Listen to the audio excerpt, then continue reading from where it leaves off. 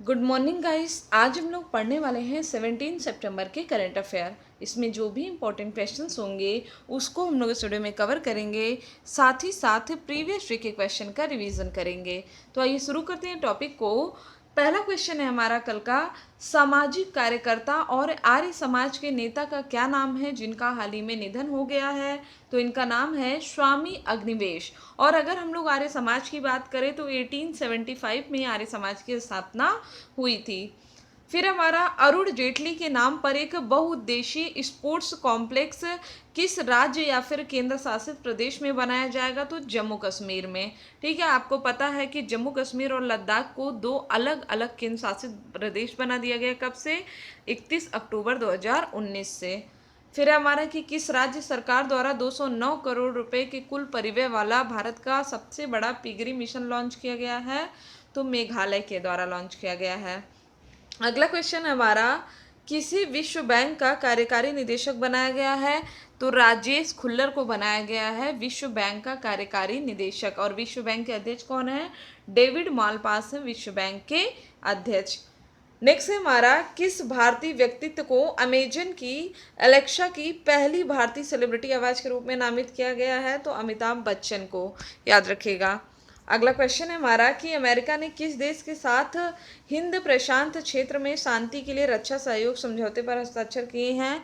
तो अमेरिका ने मालदीव के साथ इस समझौते पर हस्ताक्षर किया है। इसके अलावा आपको पता होगा कि अमेरिकी प्रेसिडेंट डोनाल्ड ट्रंप को जो हमारा नोबेल शांति पुरस्कार है 2021 का, उसके लिए नामित किया गया है। ठीक है, क्यों? क्योंकि इन्होंने यूएई और इजराइल के मध्य समझौता कराया है। फिर हमारा, किस राज्य ने स्पेशल फोर्स को बिना वारंट तलाशी और गिरफ्तारी का आदेश दिया है? तो ये उत्तर प्रदेश है। ठीक है। नेक्स्ट है हमारा कि भारतीय विज्ञापन मानक परिषद का नया अध्यक्ष किसे चुना गया है? सुभाष कामत को। और अगला क्वेश्चन है हमारा कि यूएस ओपन 2020 में सिंगल मेंस का खिताब किसने जीता है? तो ऑस्ट्रिया के डोमिनिक थिएम ने जीता है।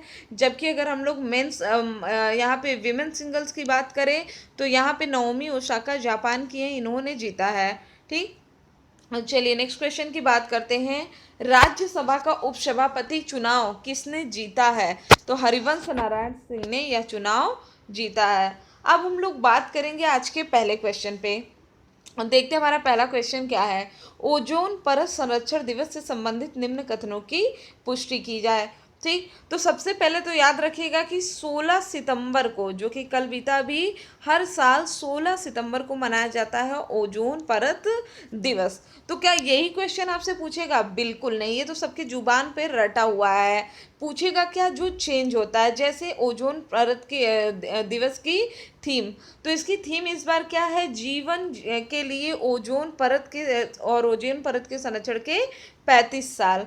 मतलब ओजोन परत संरक्षण के लिए जो कदम उठाया गया उसके 35 साल पूरे हो चुके हैं। और ओजोन दिवस को पहली बार कब मनाया गया था? तो 1995 में ओजोन दिवस को मनाया गया है। तो यहाँ पे राइट आंसर क्या हो जाएगा? ऑप्शन 1 और 2 दोनों सही है। देख लेते हैं हमने क्या क्या पढ़ा। 16 सितंबर को हर साल मनाया जाता है ओजोन परत संरक्षण दिवस। इस बार थीम क्या है? Ozone for life, 35 years of ozone layer protection. ठीक है, जिसमें क्या किया गया है? वियना कन्वेंशन को 35 वर्षों को चिन्हित करने के लिए ये थीम रखी गई है। 16 सितंबर 1987 को संयुक्त राष्ट्र और 45 अन्य देशों ने ओजोन परत को खत्म करने वाले पदार्थों पर मॉन्ट्रियल प्रोटोकॉल पर हस्ताक्षर किया था। और यहाँ पे जो मॉन्ट्रियल प्रोटोकॉल का उद्देश्य था वो क्या था? ओजोन परत की कमी के लिए जिम्मेदार पदार्थों के उत्पादन को कम करके ओजोन परत की रक्षा करना। ठीक है, अब बार बार ओजोन की हम लोग बात कर रहे हैं तो एक बार हम लोग ये भी देख लेते हैं कि ओजोन है क्या। तो आप सभी को पता है ओजोन एक हल्के नीले रंग की गैस होती है। कौन सी? हल्के नीले रंग की गैस होती है। और ऑक्सीजन के 3 परमाणुओं का यौगिक होता है ओजोन, जिसे हम लोग O3 के नाम से जानते हैं। अगर हम लोग बात करें, सबको पता है कि ओजोन परत क्या करती है? सूर्य से निकलने वाली पराबैंगनी किरणों से हमारी रक्षा करती है, उसको फिल्टर करती है। ठीक है, अगर ओजोन परत ना हो तो क्या होगा? लोग स्किन कैंसर से मरने लगेंगे। ठीक है, स्किन जल जाएगी उनकी। ठीक, तो ये ओजोन परत पाई कहाँ पे जाती है, तो 10 किलोमीटर से लेकर के 50 किलोमीटर की ऊंचाई के मध्य में क्या पाया जाता है, ओजोन परत। चलिए अगले क्वेश्चन की बात करते हैं। यहाँ पे क्वेश्चन है हमारा कि वैज्ञानिकों को शुक्र ग्रह पर एलियन लाइफ होने के संकेत किस गैस की वजह से मिले हैं। तो वैज्ञानिकों को फास्फीन गैस की वजह से ये लग रहा है कि शुक्र ग्रह पर एलियन लाइफ है। अच्छा, देखते हैं यहाँ पे फास्फीन गैस के बारे में। ठीक है, तो सबसे पहले देखते हैं कि यहाँ पे एक खगोल विदों की एक अंतर्राष्ट्रीय टीम ने ये घोषणा किया है कि जीवन की उपस्थिति की संभावना इससे बढ़ जाती है। कब से, जब से शुक्र ग्रह पर वातावरण में फास्फीन गैस पाया गया है। ठीक, फास्फीन गैस की अगर हम लोग बात करें तो ये एक रंगहीन किंतु गंध युक्त गैस है जो केवल बैक्टीरिया की कुछ प्रजातियों द्वारा बनाई जाती है। ठीक है, बैक्टीरिया क्या है, एक जीव है, लेकिन जो ऑक्सीजन की अनुपस्थिति में भी जीवित रहते हैं बैक्टीरिया, उनके द्वारा बनाई जाती है। ठीक है, और इसकी खोज किसने किया है, तो इसकी खोज किया है जेम्स क्लर्क मैक्सवेल टेलीस्कोप के डिप्टी डायरेक्टर जेसिका डेम्पसी ने। ठीक है, इस गैस को खोज निकाला है। ठीक है, अच्छा क्यों बार बार ये कहा जाता है कि शुक्र ग्रह पर जीवन संभव नहीं है, क्योंकि यहाँ का जो टेम्परेचर है इट्स वेरी हाई एंड बहुत ही ज़्यादा एसिडिक है, और ये दोनों विशेषताएं शुक्र ग्रह पर जीवन की संभावना को असंभव बनाती हैं। अब इन्हीं सारी चीज़ों को पता करने के लिए अमेरिकी अंतरिक्ष एजेंसी नासा द्वारा शुक्र ग्रह के लिए 2 योजना पर काम किया जा रहा है, जिसे कोशिश किया जा रहा है कि 2030 तक कंप्लीट कर लिया जाए। ठीक, इसके अलावा रशिया ने 1985 में अपना वेगा बलून भेजा था, जिसको सल्फ्यूरिक एसिड से बचाने के लिए आसपास टेफ्लॉन लगा दिया गया था। शुक्र की बात तो आप सभी को पता है कि मरकरी और अर्थ के बीच में स्थित है शुक्र, जो कि पृथ्वी का सबसे करीबी ग्रह है और इसको पृथ्वी की जुड़वा बहन भी कहा जाता है। ठीक, अगला क्वेश्चन हमारा, उत्तर प्रदेश सरकार ने आगरा के निर्माणाधीन मुगल म्यूजियम का नाम बदल करके किसके नाम पर करने की घोषणा किया है, तो छत्रपति शिवाजी महाराज के नाम पे करने की घोषणा किया है यहाँ पे। ठीक है, याद रखिएगा। फिर हमारा अगला क्वेश्चन है, अच्छा इसमें क्या क्या दिया है एक बार ये भी देख लेते हैं। जैसे संग्रहालय में मुगल संस्कृति कलाकृतियां, चित्र, भोजन, वेशभूषा, मुगल युग के हथियार और गोला बारूद और प्रदर्शन कला पर केंद्रित होगा। साथ ही साथ इसमें मराठा योद्धा और 16वीं शताब्दी के राजा छत्रपति शिवाजी महाराज अपने जीवन के अधिकांश समय मुगलों से लड़े और वह अपनी सैन्य विजय के लिए जाने जाते हैं।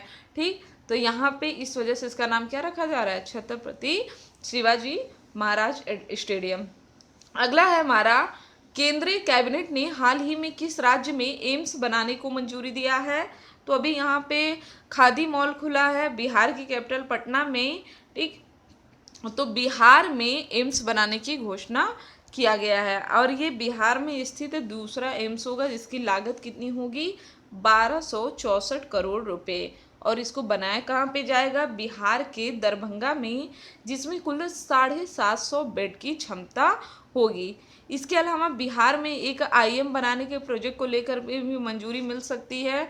ठीक है, क्यों, क्योंकि बिहार में कोई भी आईआईएम कैंपस नहीं है। जब बिहार का विभाजन नहीं हुआ था तब एक आईआईएम बिहार में था, लेकिन अब वो जमशेदपुर यानी झारखंड के हिस्से में चला गया है।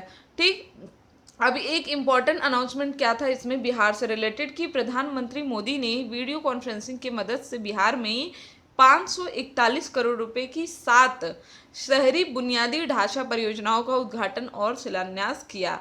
इसमें से 4 जल आपूर्ति, 2 सीवेज उपचार और एक रिवर फ्रंट डेवलपमेंट से संबंधित है। ठीक है, इसके अलावा मोदी जी ने नमामि गंगे कार्यक्रम के तहत बनाई गई Muzaffarpur river front development scheme का शिलान्यास भी किया। नेक्स्ट है हमारा एडीबी, बोले तो एशियाई विकास बैंक ने भारत में कंट्री डायरेक्टर के तौर पर किसे नियुक्त किया है, तो इनका नाम क्या है। अच्छा बताइए, अगर कोई किसी की संपत्ति लेता है या स्थान लेता है तो उसको क्या कहते हैं, टेक ओवर। तो याद करिए, टेको कोनेसी ने एडीबी के भारत में कंट्री डायरेक्टर के तौर पर इन्हें नियुक्त किया गया। अच्छा, इन्होंने किसका स्थान लिया है, तो यामा का। ठीक है, तो यामा का स्थान किसने लिया? टेको ने। तो केनिची योकोहामा का स्थान किसने लिया? टेको कोनेसी ने लिया है। एडीबी का मुख्यालय कहाँ है? मनीला, फिलीपींस में, और वहीं पे है हमारा चावल अनुसंधान संस्थान। ठीक, चलिए देखते हैं यहाँ पे अगला क्वेश्चन है हमारा यहाँ पे, चीन को हरा करके भारत यूनाइटेड नेशन की किस संस्था का सदस्य चुना गया है? तो यहाँ पे Bharat commission on states of women, बोले तो option number 4 is the right answer. इसमें भारत ने चीन को हरा दिया और अब इसी के साथ भारत 2021 से 2025 तक के कार्यकाल के लिए यहाँ पे जीत चुका है। ठीक है, अच्छा, commission on states of women संयुक्त राष्ट्र के आर्थिक और सामाजिक परिषद, इकोनॉमिक एंड सोशल काउंसिल की एक संस्था है जिसमें एशिया पैसिफिक रीजन से 2 कंट्री का इलेक्शन होना था। चीन तो पहले से मेंबर था, लेकिन अगले इलेक्शन में फाइट करने के लिए चीन इसमें फिर से खड़ा होता है और चीन के अलावा अफगानिस्तान और इंडिया भी पार्टिसिपेट करते हैं, जिसमें भारत क्या है, जीत जाता है। और अगर हम लोग बात करें इकोनॉमिक एंड सोशल काउंसिल जिसके अंडर में आता है हमारा, तो यूएन की ज़्यादातर जो कॉन्फ्रेंस होती हैं वो इसी के तहत होती हैं। यह सस्टेनेबल डेवलपमेंट के 3 डायमेंशन जैसे इकोनॉमिक, सोशल और इन्वायरमेंटल पर फोकस करता है। इकोसॉक के अध्यक्ष कौन है? मुनीर अकरम है। मुख्यालय है न्यूयॉर्क, संयुक्त राज्य अमेरिका। ठीक है, commission on the state of women पूरी दुनिया में जेंडर इक्वालिटी और विमेन एम्पावरमेंट को लेकर के काम करता है, जिसकी स्थापना 21 जून 1946 को की गई है। फिर हमारा आईपीएल 2020 में खेलने वाला पहला अमेरिकी खिलाड़ी कौन होगा? तो इनका नाम क्या है? अली खान होंगे, पहले अमेरिकी खिलाड़ी जो कि आईपीएल 2020 में खेलेंगे। बता दें कि 29 साल में इन्होंने कोलकाता नाइट राइडर की तरफ से ये खेलेंगे और इसका आयोजन कहाँ पे, बोले तो आईपीएल का आयोजन कहाँ पे होगा? दुबई में होगा।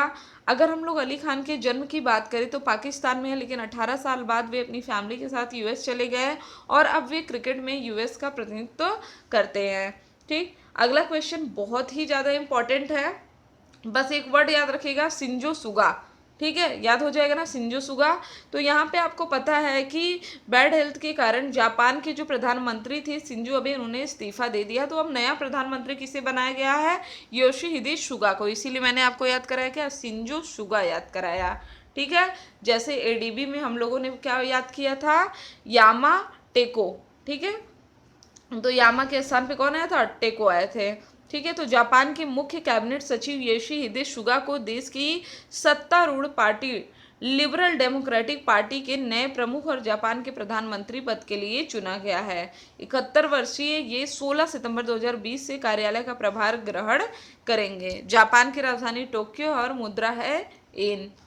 फिर हमारा 15 सितंबर को कौन सा दिवस मनाया जाता है? पहला तो है हमारा इंजीनियर्स डे, दूसरा है हमारा अंतर्राष्ट्रीय लोकतंत्र दिवस। तो ये दोनों मनाए जाते हैं 15 सितंबर को। क्यों? क्योंकि 15 सितंबर को ही महान इंजीनियर या फिर महान अभियंता और भारत रत्न प्राप्तकर्ता, जिन्हें 1955 में भारत रत्न मिला था, इनका नाम है मोक्षगुंडम विश्वेश्वरैया। इनका जन्मदिन है। इनका जन्म कब हुआ था? 15 सितंबर 1861 में मैसूर कर्नाटक में हुआ था और 1968 में इनकी जन्मतिथि को अभियंता दिवस के रूप में घोषित किया गया। ये भारत के महान इंजीनियरों में से एक थे। फिर हमारा लोकतंत्र दिवस, इंटरनेशनल डे ऑफ डेमोक्रेसी। ठीक है, तो 15 सितंबर को मनाया जाता है। 2007 में अंतर्राष्ट्रीय लोकतंत्र दिवस की शुरुआत की गई थी और सबसे पहले इसको 2008 में मनाया गया। इसकी मदद से दुनिया के हर कोने में सुशासन लागू करना ही इसका उद्देश्य है। और भारत को दुनिया का सबसे बड़ा लोकतंत्र कहा जाता है क्योंकि यहाँ 60 करोड़ से ज़्यादा लोग अपने मत का प्रयोग करके सरकार को चुनते हैं।